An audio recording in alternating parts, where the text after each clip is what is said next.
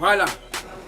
Bien qu'on se rencontre encore une fois de plus ici dans notre petit site de répétition, moi en tant que professeur ostentatoire, j'ai l'obligation de vous enseigner les bonnes choses.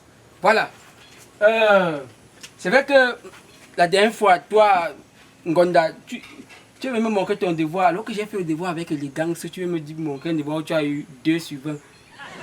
C'est toi qui as peut-être mal copié. Moi, je suis un professeur qui a fait ses études très loin. J'ai fréquenté à Paris, la capitale de l'Allemagne. J'étais là-bas un très grand prof. Donc, je connais l'école. Bon, si quelqu'un a peut-être même un devoir là-bas, c'est vrai que les examens nous tiennent déjà. C'est pour ça qu'aujourd'hui, je n'écris même pas au tableau. Le tableau, c'est un déjà petit. C'est un déjà petit, voilà. C'est pour ça que je n'écris pas au tableau aujourd'hui. Si quelqu'un a un petit devoir là-bas, je vous écoute. Monsieur, Oui. moi j'ai un petit souci. Mhm. En anglais, on nous demande les traductions. Mais j'ai beaucoup vécu en Angleterre. Je connais l'anglais, non? C'est trop facile alors. Oui. Okay. On demande de traduire le gobelet. Tu dis traduis quoi, le gobelet en anglais? Oui. Mais je vous ai déjà dit, que l'anglais est comme les tonnes. Donc c'est déjà que quand on te pose une question en anglais, tu traduis d'abord en étonne et c'est facile. Gobelet en étonne c'est quap. Oui, gobelet en étonne c'est quap. Donc en anglais, tu te rappelles un peu de l'étonne, ça donne cop. Monsieur, j'écris quoi pour cop quoi? Écris là-bas cop. Écris. Monsieur, vous n'épelez pas. Épeler quoi? Tu as épelé quand tu me parlais de gobelet. On écrit seulement le son. Écris ce que tu entends, c'est ça l'anglais. D'accord, monsieur. La musique est née en Angleterre. Oui, merci. Oui, monsieur, je peux continuer. Continue si tu as encore les devoirs. On demande de traduire l'armoire. L'armoire. L'armoire en étonne, c'est cobro. Donc en anglais, c'est cobbles. Monsieur, vous êtes sérieux? Tu n'écris pas comment? Écris là-bas. Je suis sérieux. S'il vous Monsieur, plaît. j'écris coba là, comment? Merde. Écris cobbles là-bas. Monsieur, vous êtes sérieux? Je suis pas sérieux comment? Écris cobbles là-bas. On demande de traduire le canard. Le canard en anglais, en étonne, c'est iloy. Donc en anglais, c'est iloali. C'est avec les gants qu'on appelle iloali. Monsieur, on écrit ça comment? Tu me demandes comment j'écris? Écris. Là-bas, en Amérique, ils chantent, on écoute. On écoute seulement le son. Hein. Écris, iloali. C'est moi qui t'enseigne, c'est toi qui m'enseigne. Avec Y ou bien avec H. Écris un et tu mets le entre parenthèses. Ngonda, tu as un souci? Oui, monsieur, pour moi, c'est en français. En français. Oui, monsieur. Ok, vas-y. Un mot de la même famille que langue, monsieur. Un mot de la même famille que langue. Les mots de la même famille. Quand on dit les mots de la même famille, ce sont les mots qui sont parentés, qui ont les mêmes parents. Exemple, on dit Samuel Manga, le parent c'était Manga. Tout le reste là, Yann Lucien Manga, Njana Manga, Kiki Manga, c'est ça, ce sont les mots qui ont les mêmes parents. Bon, c'est langue, c'est ça. Un mot de la même famille que langue. Donc, des mots de la même famille que langue. Nous avons l'enfer. Monsieur, l'enfer. Écris l'enfer. L'enfer. Oui, l'enfer.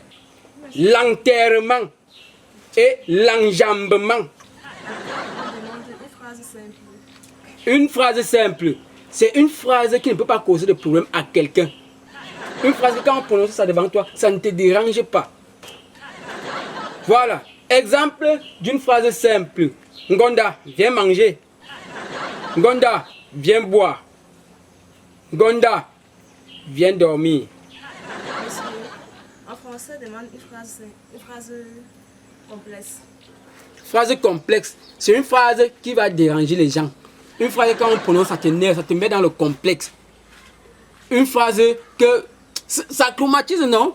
Voilà, exemple, Ngonda, va à l'école. Ce sont les phrases complexes, les phrases qui énervent. Ngonda, va puiser l'eau. Ngonda, va au champ, va labourer. Ngonda, viens ici là, tu es mon dog. Voilà les phrases complexes.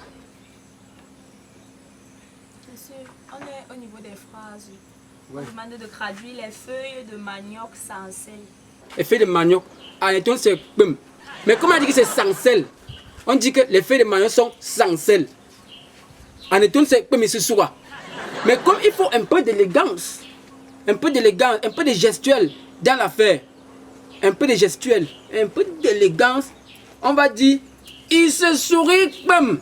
En anglais écrit il se sourit pum. Monsieur, il est écrit ici. Et ce sourire comme, c'est ce que j'ai dit. Je ne veux pas que tu répètes. Je veux que tu fasses ce que je te demande d'écrire. Ma mère vous paye bien. Mais c'est pour ça que je suis là, pour t'enseigner ce que tu ne connais pas et ce que tu n'as jamais suivi. Monsieur, un verbe acceptable. Un verbe acceptable. Un verbe acceptable. C'est un verbe que même si on dit à qui, il va accepter. Ce sont les verbes que quelqu'un comme moi, je trouve ça bien. Que quand on prononce devant moi, moi je suis à l'aise. Que moi-même j'aime d'abord pratiquer et prononcer. Exemple, manger. Oui, là nous sommes fiers. Boire. Enfoncer. Pénétrer. Entrer. Rester dedans. Caler. Quoi? Monsieur. Oui. Monsieur, c'est vrai ce que vous me dites là. Monsieur, j'ai commencé. Écris enfoncer là-bas. Enfoncer. Écris entrer. Enfoncer, ancrer. Écris manger. Écris boire. Acceptable. Ça va? Monsieur, il y a un dernier. Ouais. Un verbe non acceptable alors. Un verbe non acceptable, c'est un verbe que quand je demande d'abord de pratiquer, ça t'énerve. Peut-être que dès qu'on te dit que pratique tes verbes, ça t'énerve. Exemple, retirer, mettre dehors, faire sortir, saouler, faire sortir, faire sortir, faire sortir, faire sortir. C'est dedans il faut faire sortir. Ce sont les verbes qui ne sont pas acceptables. Hein? Il va réussir avec ça, monsieur. Tous les verbes. Tu n'es pas venu réussir ici, tu es venu faire les répétitions. Et puis, c'est ce que je te demandais. Monsieur, ma mère va me taper si écrit les feuilles là. Vous écrit ça. La suite là-bas. Monsieur, je n'ai pas bien suivi les feuilles là. Qu'est-ce que tu ne comprends pas dedans? Il se sougit. C'est un mot, on le prononce avec élégance. Tu n'as pas fait l'Angleterre. J'ai fait l'Angleterre, j'ai habité là-bas, la capitale politique qu'on appelle Luxembourg. Monsieur, si ça vient à l'examen, je mets exactement ce que vous avez dit. Tu mets et tu vas réussir avec aussi l'aide du voisin. Écris là-bas. Monsieur, le dernier, c'est si tu me déranges encore, je vais te frapper amèrement. Voilà. Si tu me déranges encore, je vais te frapper amèrement. C'est l'anglais, si. C'est if. Si, c'est if. If you nearly me again, I go beam you. Ibebima. If you nearly me again, I go beam you. Ibebima. Monsieur, c'est quoi les composer? Je sais que c'est pour aller composer. C'est pour ça qu'il vous donne les derniers secrets de l'anglais et du français. Tu écris. Monsieur, il ne comprend rien. Il me lit again. C'est tout là, fini. Fermez le cahier. Levez mes chaises. Et j'ai un problème ici. Hein? J'ai un problème. Vous venez faire cours avec les pantalons que le professeur va bien enseigner comment. Nos yeux doivent bien voir.